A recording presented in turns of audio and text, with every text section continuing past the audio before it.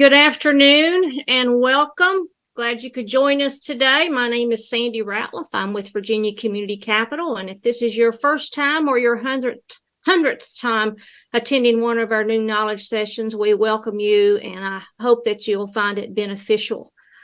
This is a collaborative program with the Washington County Chamber of Commerce, the Virginia Highlands Small Business Incubator, and the town of Abington. And it's hard to believe we've been doing this program since 2014 to support the Washington County Business Challenge. We started this program as a way to support our participants in that program and to help them garner more skills as they launch and grow businesses in Washington County. And we've expanded it, and it's just become a statewide initiative, and we're happy that you can join us. Just a little housekeeping. Today's session is being recorded for education and training purposes. And to keep the webinar flowing, and to keep it within the 1 hour, we do have everyone's video and have everyone muted. However, this is a training opportunity, and if you have questions for our presenter, if you will please post those in the Q&A section or in the chat, we will address those during and at the end of the session. And also the recording, the video will be uploaded to our YouTube channel. Just go to youtube.com/new knowledge and you'll find it there, as well as on the Virginia Highlands Small Business Incubator's Facebook page. On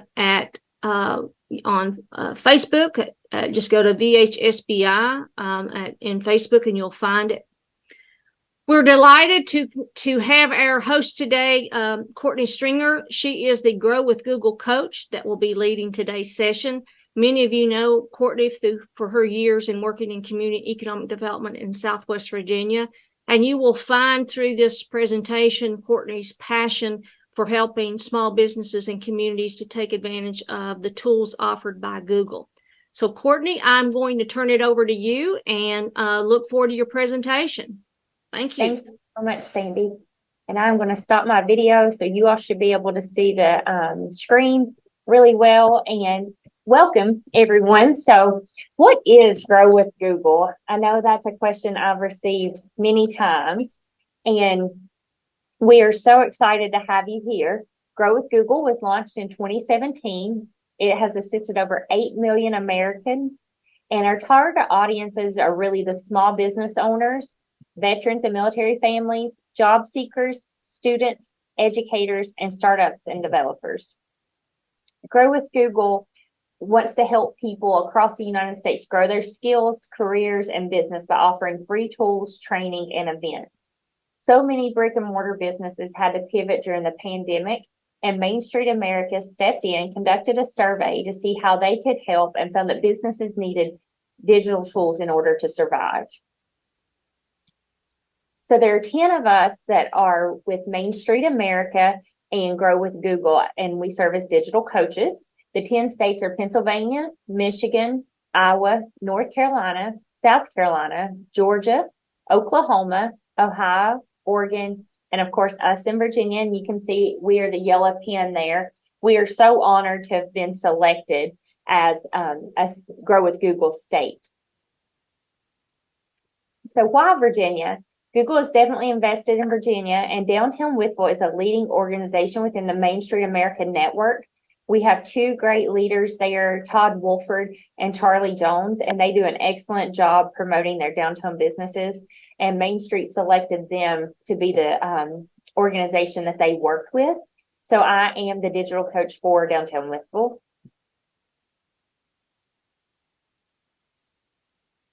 We offer training in multiple options. So we have the virtual training like we have today, which is an hour maximum.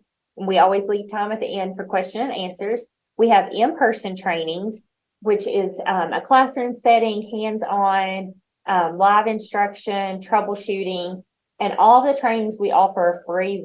We're never trying to sell you anything. We also offer one-on-one training sessions. So those can be virtual or in person. They're usually around 30 minutes, and those focus more on troubleshooting. So if there's something you hear today and you're not quite sure about it, feel free. My contact information will be at the end of the presentation, and we will be happy to share that with you after this session today. Sandy will send out an email. Reach out to me if you have questions as you're going through reviewing this lesson today. And if you have any questions at all, or you run into something, if I can't help you, I have a contact who will be able to help you. So keep that in mind. And then what do we need from you all? So we need your help spreading the word. These are free workshops, as I said, for small businesses. Share our contact information and contact us to schedule a workshop. Our current agreement is through the end of December, so you still have some time to get some trainings on your schedule. Or if you know somebody, please share that information with them as well. We are hopeful that they will extend that, but we have not got the word yet. So keep following our new knowledge sessions for more information. So welcome to today's training, Connect with Customers and Manage Your Business Remotely. In this presentation, we're going to discuss ways you can engage with customers online and use Google tools to stay productive no matter where you are. First, we're going to talk about how to connect with customers utilizing a Google business profile. Then I'll show you how to connect and communicate remotely with your customers, colleagues, and employees with Google Calendar and Google Meet. Third, I'll show you how to access files from anywhere using other Google tools. And last, I'll offer some suggestions for your next steps and additional resources. This workshop will focus on what Google calls the consumer version of the tools. They can be accessed from what you probably call your regular or personal Gmail account, and they are all available to you at no additional cost. There is a business version of these tools as well called Google Workspace, and there's a few features that I'll mention today that are available only in Google Workspace, and I'll point those out when we get there. Let's start by talking about a Google business profile. And if you've attended some of our other new knowledge sessions, just hang in there with me. I know we've been over this, but it's always a good refresher. Businesses with brick and mortar locations that are open to customers and local businesses with service areas can create a business profile. If you have a business profile, it's important to keep it up to date and provide accurate information for your customers. I know if you're anything like I am, Google is the first place I go to look for a good place to eat when I'm in a new town, or what is the best price on this item. If you've not yet created or claimed a business profile, you can get started by visiting google.com/business, as you see there on the screen. You'll follow a set of prompts asking for basic information. Then you'll verify your ownership of the business. That's usually handled by Google mailing a postcard to your business address. And once you receive the card and enter a verification code, your business profile can go live on Google. There are a few other ways. Sometimes they will give you a call or want you to do a short snippet of a video to show your location. A business profile is a one-stop shop for managing your business information as it appears across Google and Google Maps. Business profiles work on all devices, including desktop computers, laptops, tablets, and mobile devices. So potential customers can find you no matter what device they use to search online. And this screen shows you all the different ways that it appears online. So the telephone, if you're using your iPhone, if you're using your desktop or an iPad. Each device shows a variety of details which can help searchers find more information about your business. Like most Google tools, you need to be signed into an account to create or manage your profile. If you don't have an account, remember you can always set one up for free, and you can choose to set up a new Gmail address, or you can use another email address you already have and register it as a Google account by visiting accounts.google.com/signup. And remember, we are going to share this PowerPoint with you by email after the session today, so you will have access to all these links. If your business or employer uses Google Workspace, you may have an email address that doesn't look like a Gmail address, but it's still a Google account. If you aren't sure if your email is powered by Google Workspace, check with your team at work.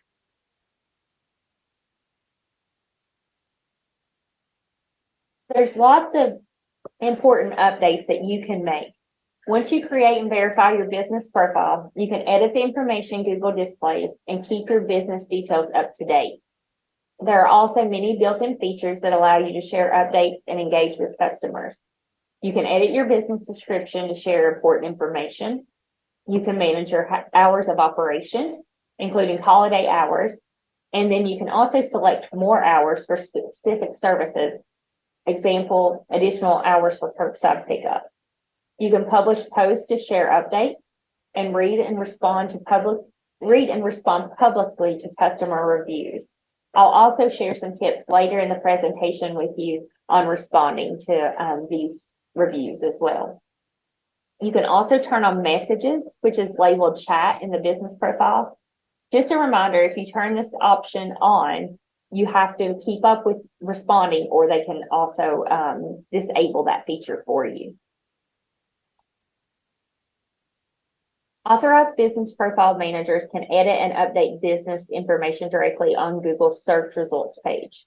You have to be signed into the account that manages the business profile. So in other words, I can't go on and make edits to someone else's business. But if you are logged in and you have an approved email address for that business, then you can make those changes. So I want each of you to start by doing a Google search for your business name. You should see your business appear with icons that allow you to edit different categories and information.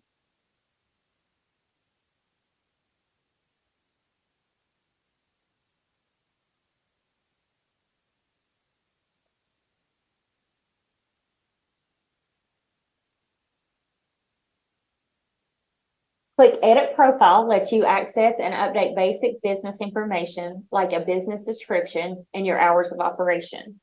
To make edits, hover your cursor over the area you want to change and a pencil icon will appear. Clicking the pencil icon allows you to make edits and save the changes. Always double check that your business name is spelled correctly and review the business category. You're able to add up to 10 additional categories for your business, but the first one listed is considered the primary category. The same process applies as you click through the other sections linked at the top of the page, including contact. Add or update a link to your website and up to 3 phone numbers. Location. For your street address or service area, leave the address field blank if it is not open to the public. So if you're a realtor and you're working from home, you don't want to give them your home address, but you would want to do the service area. If you do serve customers at your business address, but also have a service area, for example, if you're a retailer who sells to customers in store, but also delivers the goods to their home, you can enter both your address and the service area. Last is hours.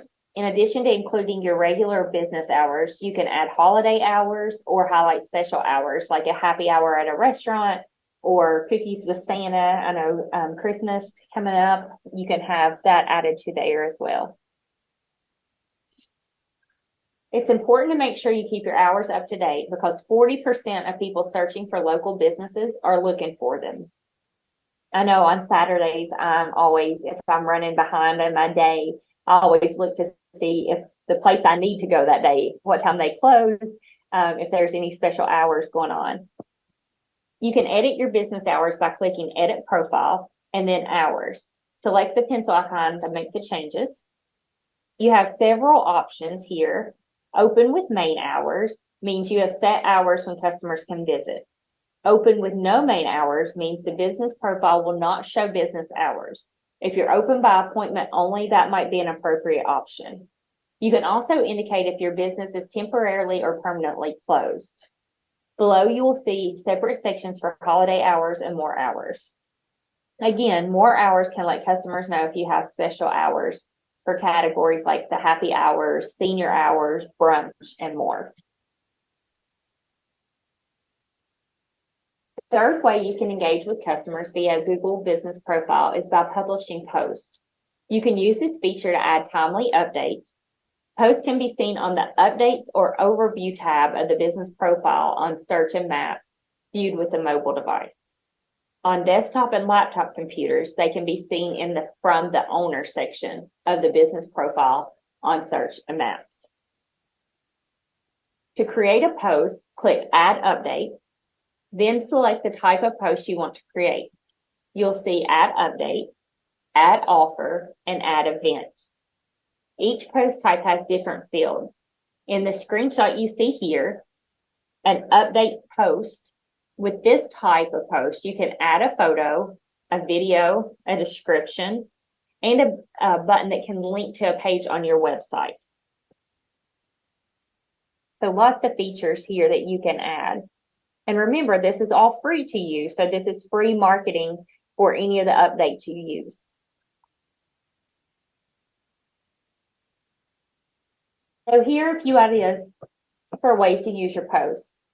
Update posts can be used for announcements or to provide general information about your business, such as a new menu item.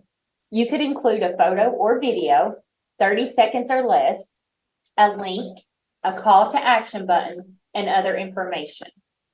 Posts can advise promotions, sales, or offer special offers from your business.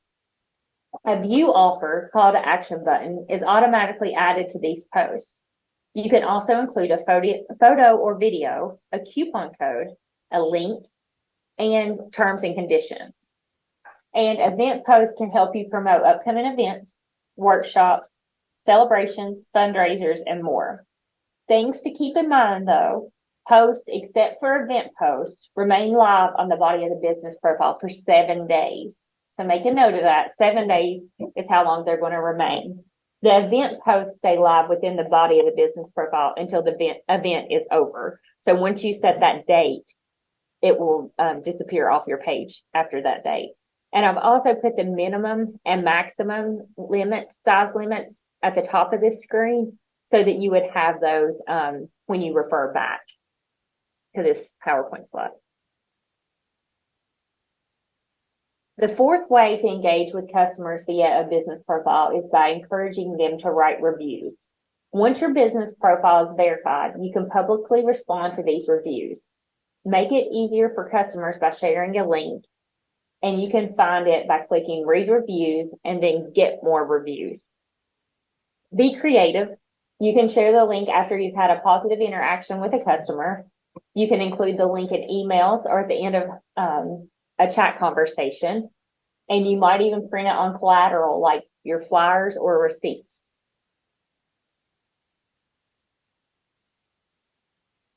Many business owners have questions about the best way to respond to online reviews.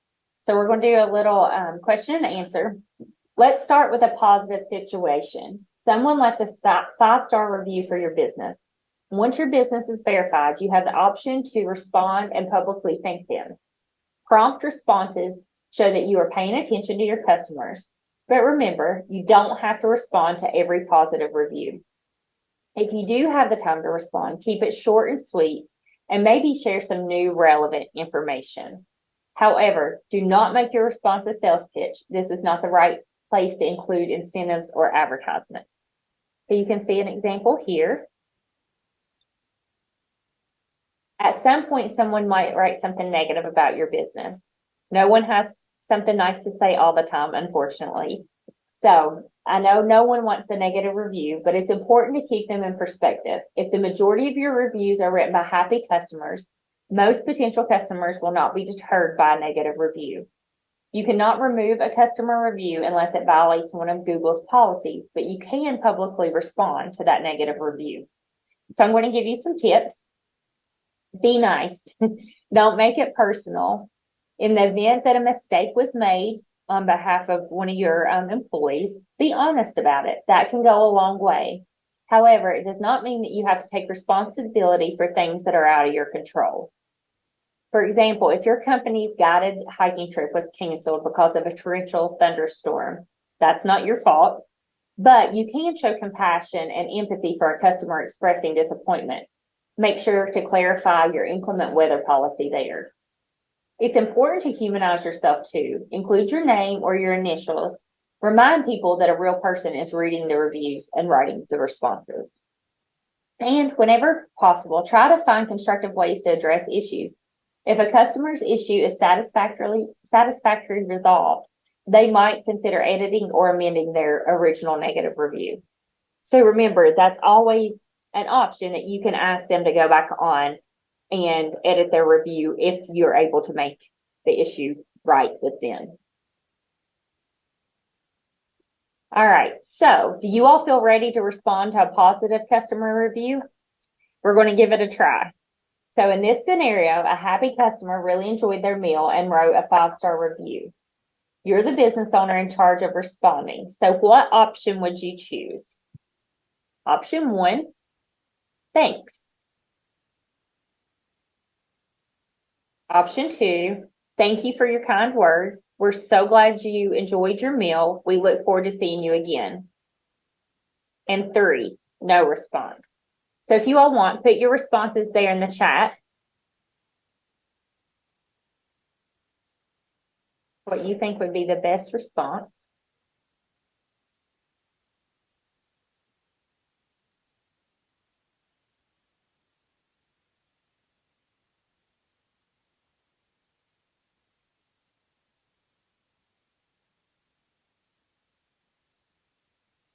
Anybody else want to weigh in?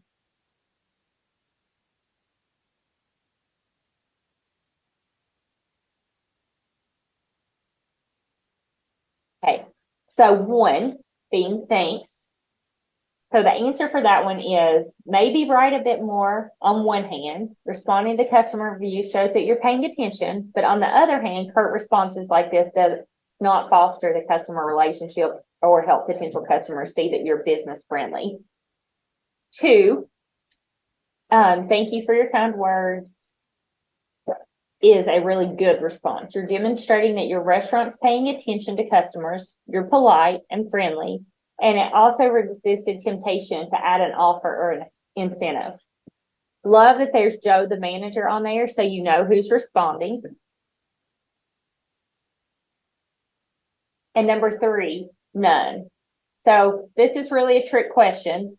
It's perfectly fine to not respond, as we said before. You don't have to respond to every single review. It's fine to send a short and sweet thank you, like our second example. But if you don't have the time and resources because you're busy cooking those best hamburgers, it's okay not to respond to every review.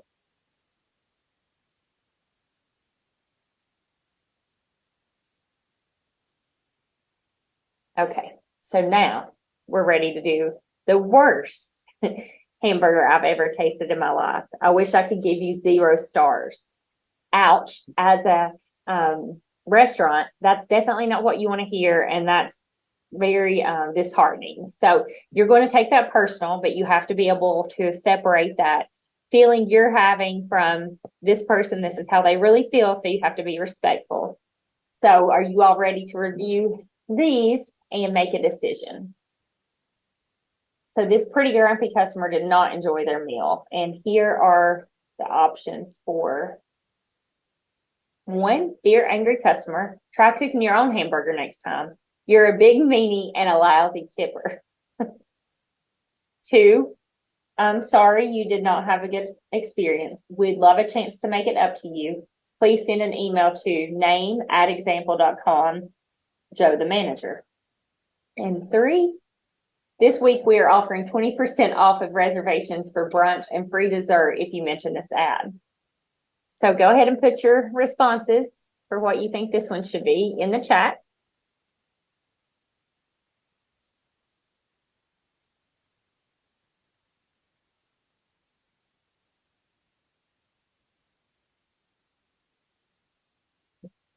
Choose again.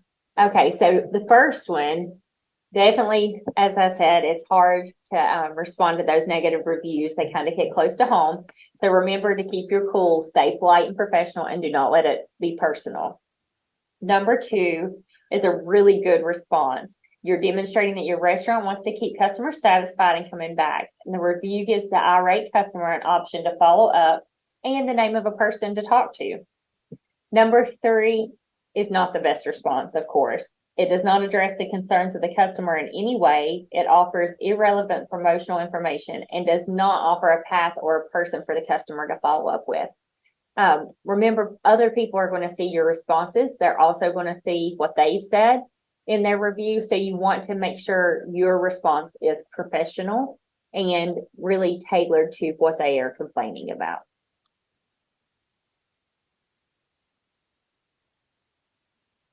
Okay, last but not least, you can have a feature called messages to connect with customers directly sent from Google Search and Maps. Messages lets you connect with customers quickly. However, you need to have the staffing resources to promptly respond, as I said earlier, because if Google's system detects inactivity based on your response time, it may automatically turn off the option to avoid negative customer experiences and those bad reviews that we just discussed. In the past, you needed to provide a phone number, but that's no longer the case. The feature needs to be turned on. To access, click Customers, then Messages. When a customer sends a message, it'll appear here, as well as in the Updates tab found in the Google Maps in the mobile app. You can turn messages on and off depending on your needs. And if multiple people manage your business profile, each one can message with customers. So that's really good to keep in mind if you have turnover within your organization, you want to remove their access to responding to people and also editing your profile. So next, connect with Google Calendar and Google Meet. Now that we've shown you ways to connect with customers using a Google business profile, let's switch gears and talk about connecting with additional tools. Google Calendar and Google Meet are available in the free consumer version of Google's productivity tools, as well as the business platform, which is called Google Workspace.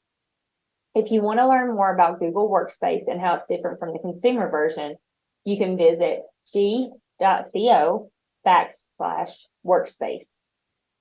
In this workshop, we're going to focus on features that apply to both versions.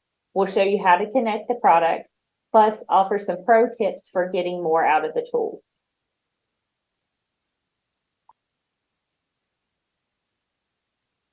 If you've ever used Google Calendar before, this slide should look really familiar. I'll cover some of the features. In the center section, you'll see events that you have into your calendar. A lot like Outlook or some of the other apps that you could possibly use. It's very user-friendly. The Create button allows you to create new events. You'll be the only person who can see the events on your calendar unless you select to share it with other people. Beneath the Create button, there's a mini view of the full month. You can use this to quickly jump to a different date. You'll also see My Calendars there in the very bottom, and then a list of calendars that you have access to. You can view or hide events from the calendars by checking or unchecking the box next to its name. The gear icon at the top of the screen allows you to edit the setting for each of your calendars. One way to connect and engage with customers is to share your calendar. With Google Calendar, you can create multiple calendars that can be accessed by different people.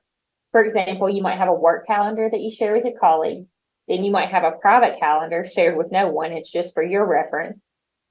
And then on this slide, you'll see I'm creating a new calendar titled Shared Calendar. That can be publicly shared if I set that up in the calendar settings. So here's how to do it. On the left side of your calendar, scroll down below My Calendars until you see the section labeled Other Calendars. Click the plus symbol next to Other Calendars, and it reveals a menu of options. From here, click Create New Calendar. You can see that there on the screen. When you create a calendar, it's private by default. No one can see the calendar unless you share it with them or invite them to an event. When you create a new calendar, you will see sharing options, but you can manage the sharing at any time. To do that, look for the calendar you want to manage under My Calendars.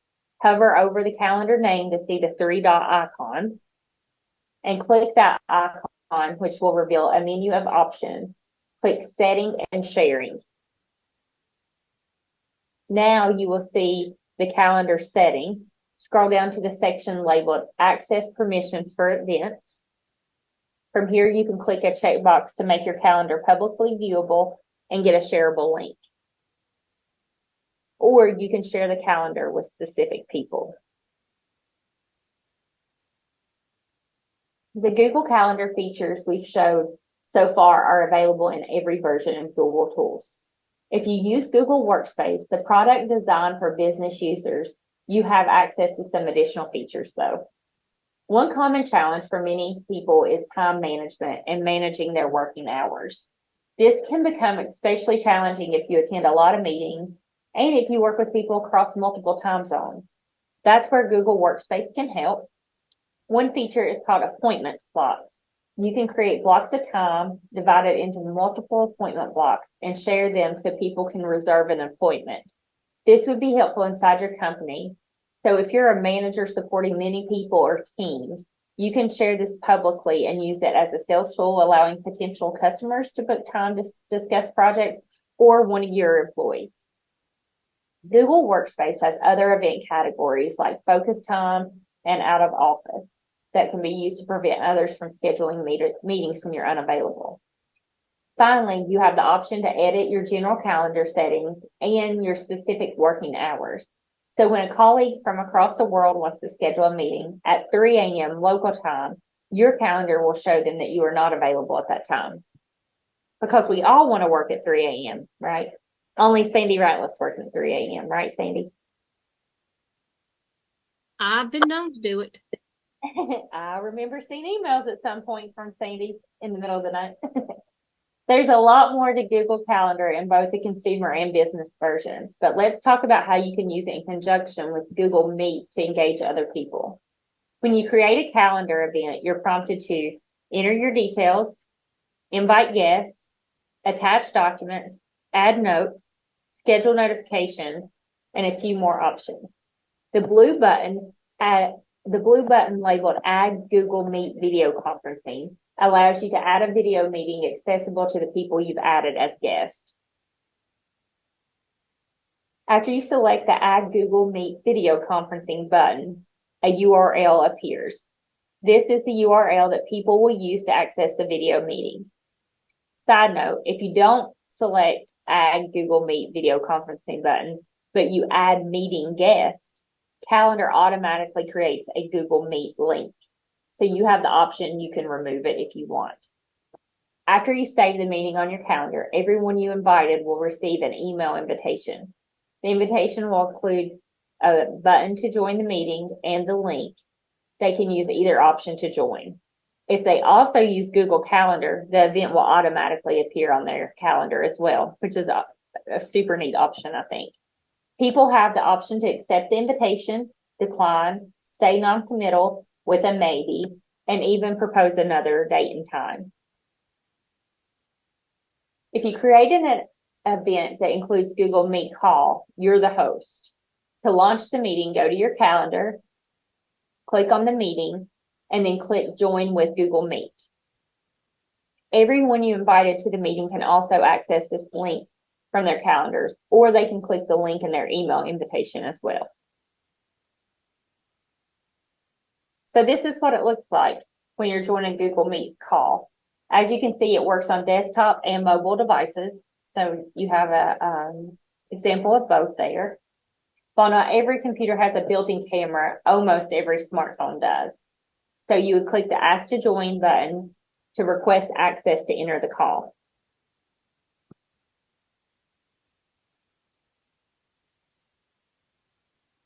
This is an example of how Google Meet might look with multiple guests.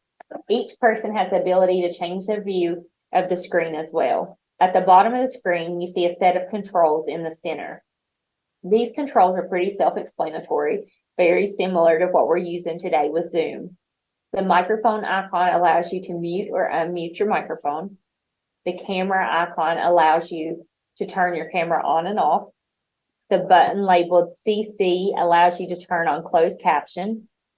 If you're using a Google Workspace business version, you'll also see the raise hand button. If you're using the icon with the arrow symbol allows you to share your screen with the meeting attendees, which I'm doing now through Zoom.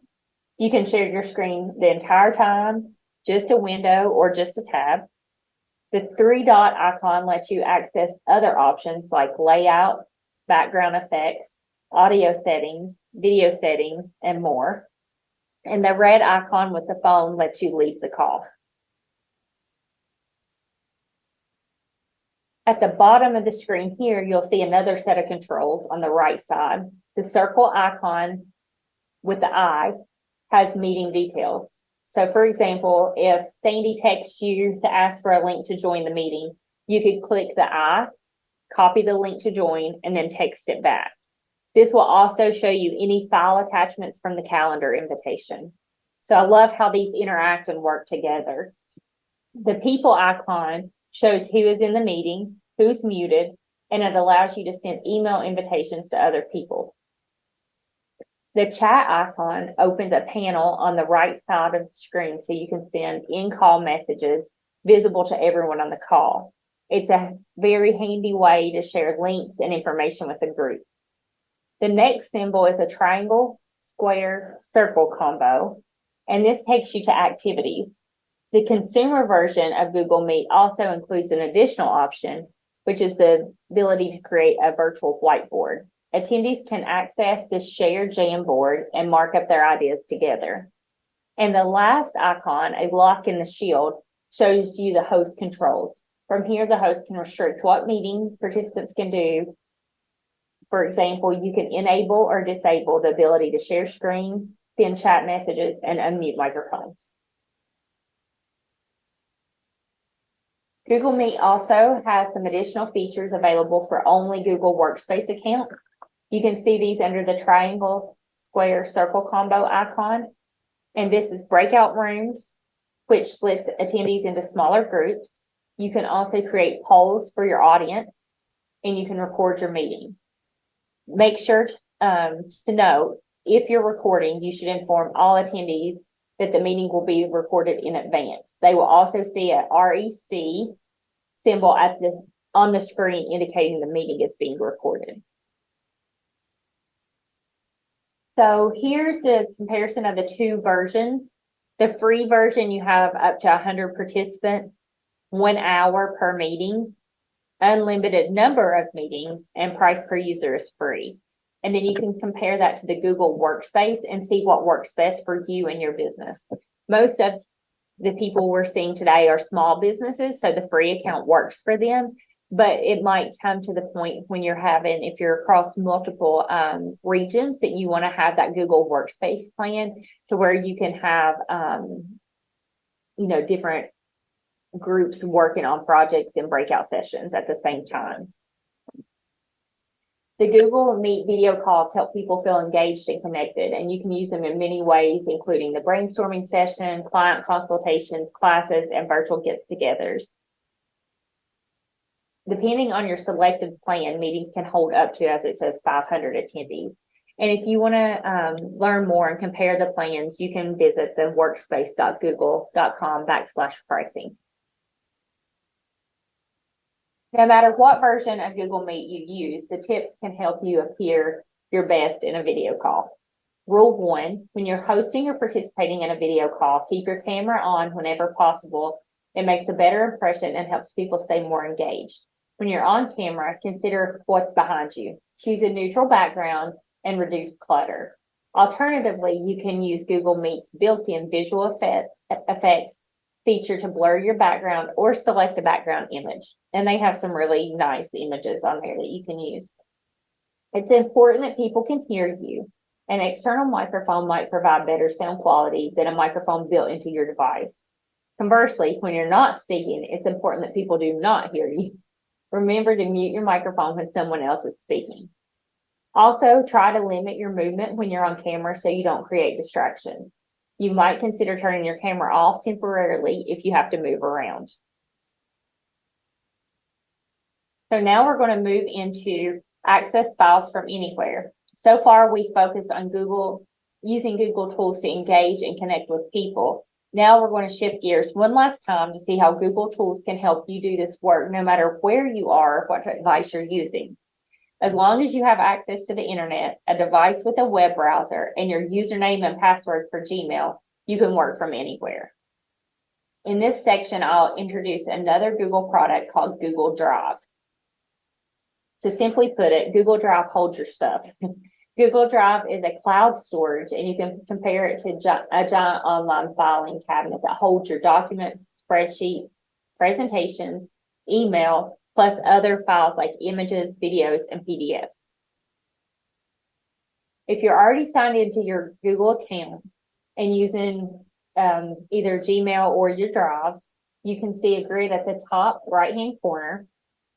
Clicking on the icon reveals an app menu that includes Google Drive. If you want to get to that spot, I'll walk you through this one.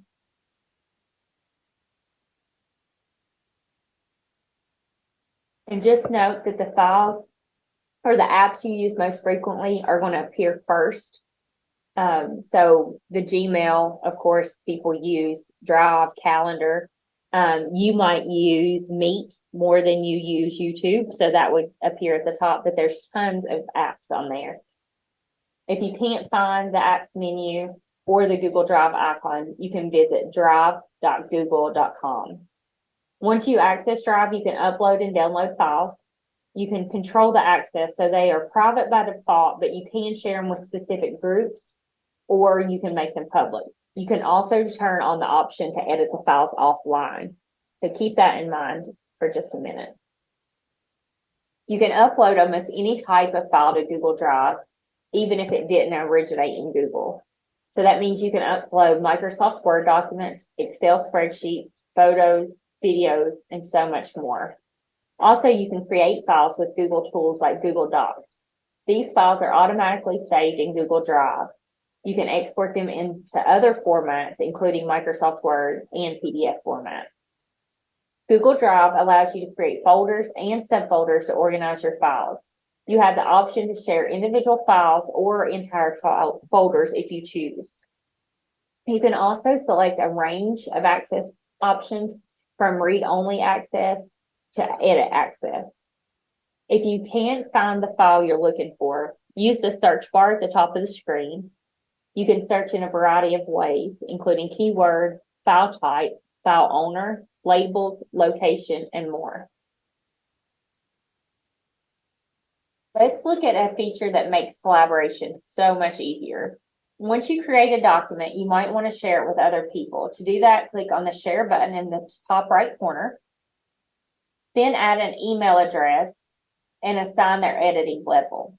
People you share the file with will receive an email notification that the file has been shared with them. There's also another feature called comments, and you can see that there on your screen, which allows you to highlight and share particular words, sentence, or sections within the document with your collaborators. You can create comments for your own reference or use them to point out items in the document to specific people. So here's how you do it. First, highlight the word or phrase you want to include in the comment. In this example document, one discussion item is upcoming retirement party. And you can see that highlighted there for Wendy. The agenda includes the sentence, "Do we have a restaurant reservation yet?" To add a comment to this sentence, highlight it, then click the Add Comment icon at the top, which looks like the plus symbol. Then type your message in the pop-up box that appears on the right side of the document. Everyone with access to this document can see this comment, so keep that in mind. You can also alert or assign other people to your comments. To do that, type a plus or @ symbol followed by their email address. There's no space between the symbol and the email address. When you alert or assign a comment to another person, they receive an email notification that prompts them to read the comment. People you alert or assign can view the entire document as well. This process works the exact same in Google Sheets and Google Slides. Google Drive lets you access files from anywhere, but sometimes the place you're at might not have internet access. So this is what I was referring to when I said keep this in mind earlier. With a little advanced planning, you can stay productive by enabling offline access for files you need to work on. The Make Available Offline feature allows you to open, edit, and save work for the files you choose when you don't have an internet connection. Once your device has internet access again, the changes you made will be added to your file stored in Google Drive. And what a blessing that is. That makes life so much easier. And I know being in rural areas, a lot of times we don't have that internet access. So it's important to make that available offline. You need to set this up while you have an internet connection. and on the device you plan to use when you're offline. So those are the keys. Make sure you set it up to make it available offline while you have an internet connection. And then make sure it's on the device you plan to use. So if you're using your laptop when you travel, make sure you've done it on that. To make a file available offline, open the file, click the file menu, scroll to make available offline, and click enable. So now let's bring the workshop full circle. Earlier, we talked about using Google Calendar to connect with people online. Now that you know how to create and upload files into Google Drive, let's look at how you can add the files to your calendar events. This screenshot shows the example event from the earlier slides. When you open an event, look for the paperclip icon. Clicking the icon opens up a pop-up that allows you to search Google Drive for files you want to include in the event. You can also upload a file from your computer to add to the event. It will automatically be saved to Google Drive. Guests who are invited to the event will be able to see and comment on the documents you attach to the calendar event. If you want to give them edit access, you need to share the document. The final piece is adding your Google Drive documents to the Google Meet video call. There's more than one way to do it. If you have the document open, for example, the Team Sync meeting notes, you can click the Present to Meeting icon in the top right corner. It looks like an old-fashioned video camera. You may see your video meeting listed, and if not, enter the URL for the meeting found in the calendar event. You'll be asked if you want to share a window, a tab, or your entire screen, and you will share the tab with the Google document you want to present. So this is what it looks like inside the Google Meet video call. The Google document, which is saved in a Google Drive, appears in the main screen of the call. If the document was added as an attachment to the calendar event, guests can open the document and follow along if they wish. To stop sharing your screen, click the button labeled Stop Sharing. So you can see that there at the top in blue. So let's take a moment to think about all the topics we covered today. I know we've been through so much in just such a short amount of time, but write down the top 3 ways you plan to use Google tools to engage with people online.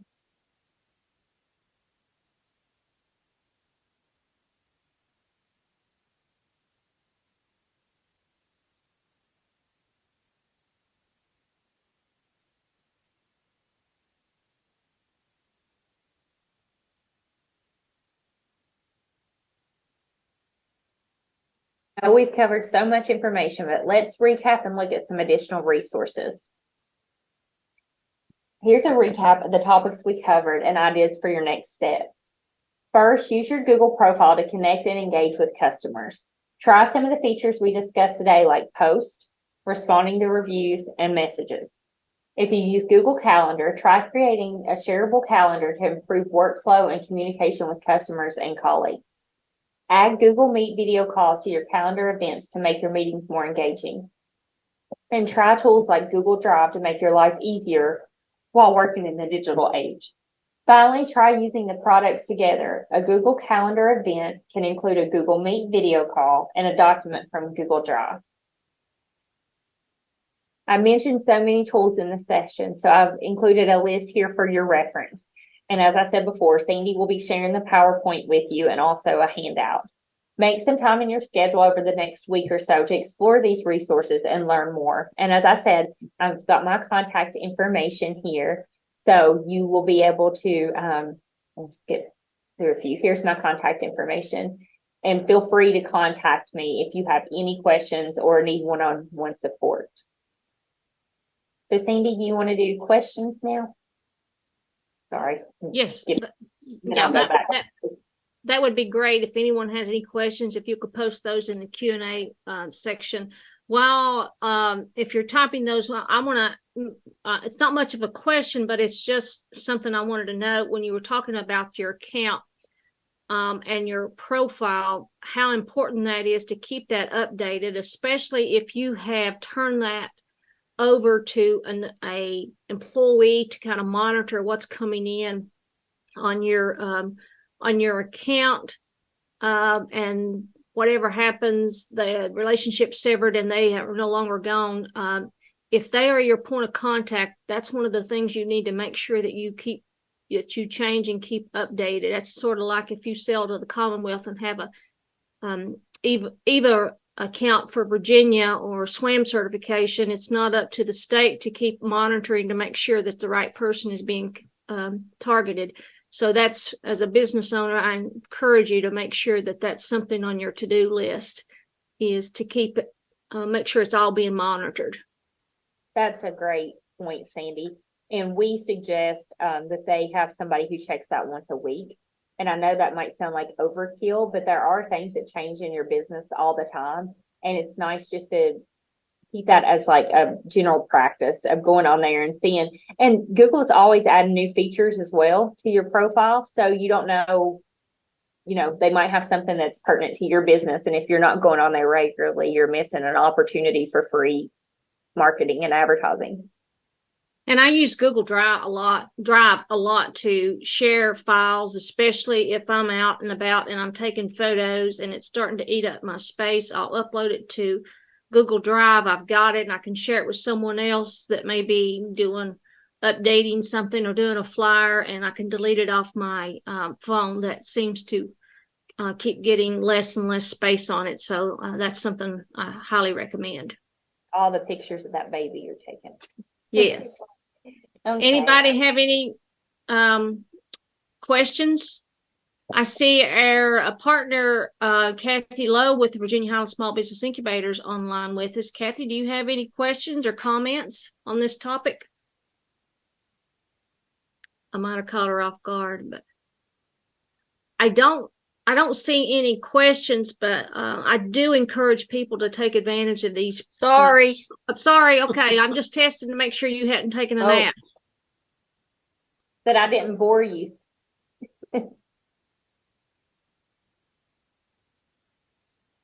Did you have any comments or questions, Kathy? No, okay. I'm sorry. I have been in and out of meetings. I've tried to listen as best I can, but I've had a very active day. We do have a question from Pam. What is the good length of time to give myself for training on the platform? So it can be overwhelming. So I would start with the Google profile. And once you get that set up, then you can start adding in that. She asks me questions because she likes to make sure I'm listening. I know you're on and you got your. But anyway, just Kathy, you've got your mic on. But I'll speak to everybody about things. Can you mute her?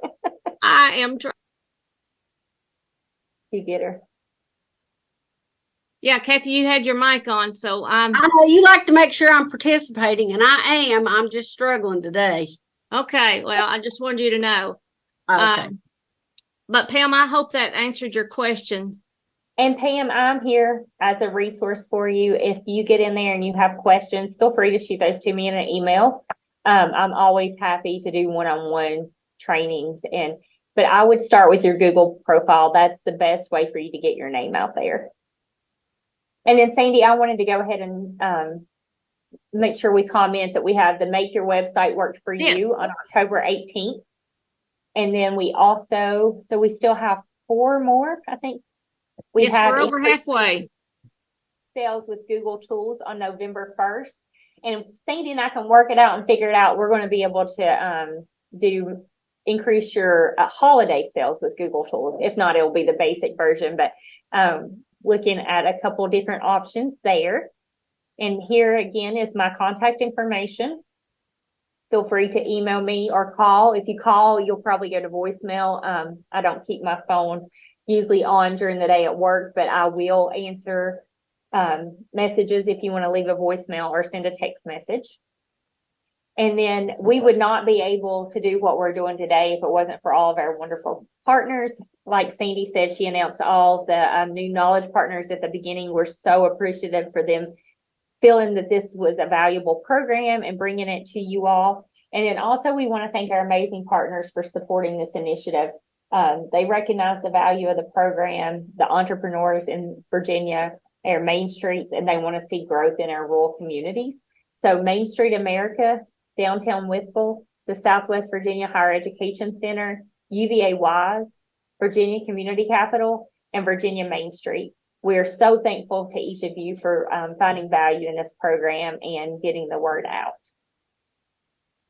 And then last but not least, thank you all for taking time out of your busy day to be with us and to learn a little bit. And we hope that this has been beneficial to you all. Great. And I thank you, Courtney, for sharing your expertise in doing this. Kathy and I have been doing this for a lot of years, and we couldn't do it without professionals like yourself donating their time, plus to make it affordable, because we don't have a budget and we don't want to charge for these. So we have to rely on folks like yourself. Yeah, I will say that when Sandy wanted to start memorializing things by doing these via video, we first started with just Facebook Live, and we all said, oh no, we're going to lose the networking if we do that. And Sandy was adamant that we were going to video. And once again, she was right. She was. We see that Sandy was right. Okay, mark that one down. But I will say that it has allowed us to increase our connecting to our business community, our targets, not just in Washington County and Southwest Virginia, but throughout the Commonwealth and other states. But that's what we're wanting to do, is help our businesses, because when they're successful, we're successful in our communities, and that's what it's all about. So thank you, Courtney. Again, I hope that you'll be joining us on October the 18th for our next session that Courtney will be leading. Just a reminder, this session is being recorded and will be available later today on the Virginia Highlands Small Business Incubators Facebook page. Just go facebook.com/VHSBI, or go to our YouTube channel, New Knowledge, and you'll find that and about 250 other workshops that we've done since 2015 when we started recording those. Thanks again, and I hope that you will share this content with others, and you'll get an email from me later today with the link and also a copy of the slides. So thanks, everybody, and I hope you have a fantastic rest of your day. Take care.